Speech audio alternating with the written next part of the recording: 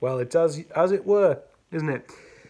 Yeah, basically, I think the only thing that's changed from that game is Sunderland move up to 10th in the league. Yay, brilliant. I suppose in some respects we did get quite fortunate that Peterborough didn't win. Ipswich got beat. But it just makes that game all the more frustrating. Don't get me wrong, I didn't expect a walkover because Hull have got decent players for this level, including George Honeyman, who I subjectively feel we shouldn't have let go, but it's easy to say that now, isn't it? Hull have got good players for this level. They're definitely up there for a reason. They're one of the better sides. I just think that the game, and it was not quite to the extent of last week, but I do think the game there was definitely there for the taking had we wanted to take the responsibility enough. And I'm not going to say we didn't want it. I'm not going to say we didn't try, but I do think in patches the intensity was lacking. Certainly, I'll rephrase it. I think the decision-making getting into the final third was pretty poor tonight, but I suppose hopefully once Lee Johnson has a bit more time to stamp his authority on the side and sort of indicate how he wants us to play and what type of system he wants us to use, we probably have to expect performances like this. I mean, don't get me wrong. Did we play badly today? No, I mean, I do think a draw was about fair. I definitely think Hull were the better side in the first half. You might disagree with my assessment, by the way. As long as people are respectful with opinions, I don't mind.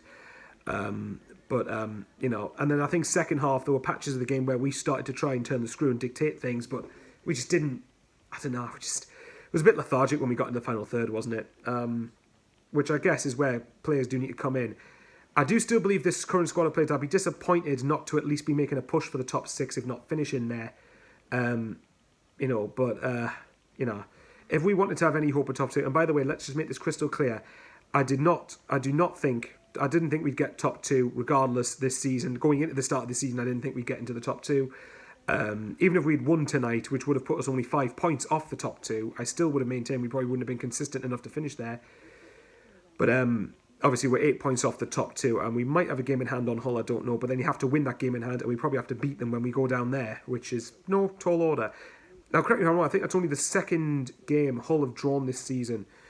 So, I don't know. I'm not as deflated as I was last week, but I'm definitely disappointed with the result. I did think that, again, it was a big opportunity to close the gap on the top two, and we didn't take it. And the thing is, it just puts bigger pressure on the games ahead.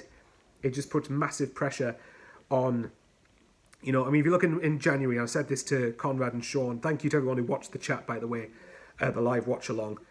We've got Wimbledon away, Plymouth and Shrewsbury at home, followed by a trip to Ipswich, and conclude the month at home to Gillingham, which in those games, I'd want at least, well, do I think we'll get it? No, but I would like at least 13. Obviously, I want 15 points, but we're not going to get 15. If you got, say, 12 to 13 points, I think that's a kind of good return. But the thing is, today's result wouldn't have been as, like I said, if we'd won last week, today wouldn't have been as bad. I wouldn't have perceived today as bad a result, even though I would have been disappointed at home not to have won. But insane. No, we've got to go again. We've got to go again. We've got Port Vale in midweek in the EFL Trophy, and it's an opportunity to sort of give other players a chance to play, or with the current squad of players, like the main core of the starting 11, get their fitness up. So we'll wait and see. I'll just do a shout out before I forget. There's a lad on Instagram called Jace Ashman who actually is very kind. He messages me quite a lot. Don't surprise he hasn't got sick of us at this point. And I think him and a few of his mates have started a new Instagram page called Mackham Report. Now please correct me in the comments below, anyone from that page if I'm wrong, but there's your shout out. And again, shout out to everyone who supports this channel. And also, in the coming days, I intend to do an autism Q&A. Basically, as you know, I have Asperger's syndrome, which is a form of autism.